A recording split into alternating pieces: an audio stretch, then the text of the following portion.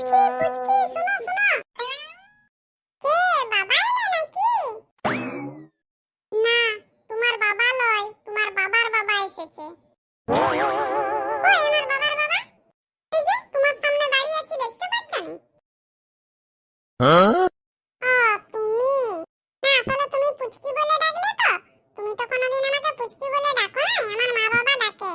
তাই আমি ভাবলাম যে আমার মা বাবা কেউ এসেছে হয়তো। তা তুমি এত ছুটছিলে কেন? কুকুরে তাড়া করেছে? তোমার যা কথা না, কুকুরে আমাকে কেন তাড়া করবে? কুকুরে তো আমাকে দেখলে স্যালিউট করে।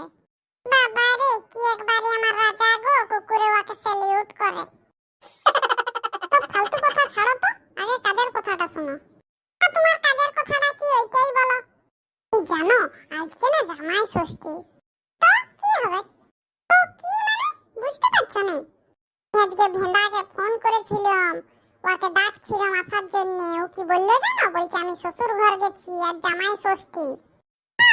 তো জামাই ষষ্ঠী বটে, ও শ্বশুর ঘর আছে তাই ও গেছে। তাতে আর বলার কি আছে? কেন, আমারও তো আছে শ্বশুর ঘর।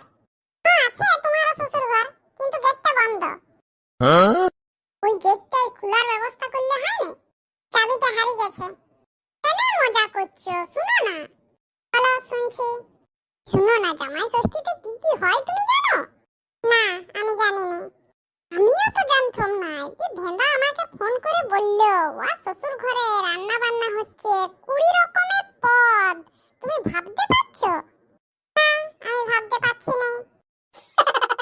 ইলিশ মাছ, গলদা চিংড়ি, খাসির মাংস, আম, দই, কোনো কিছুই বাদ নাই। তার সাথে আবার গিফটও দিবে। এই চলো না তোমার বাপের ঘর চলো না। আজ আমার প্রায় 1 বছর বিয়ে হতে চললো, আমি আজ পর্যন্ত কোনো দিন আমার বাপের ঘর যাইনি। আর সেটা কেন যাইনি তুমি খুব ভালো করেই জানো।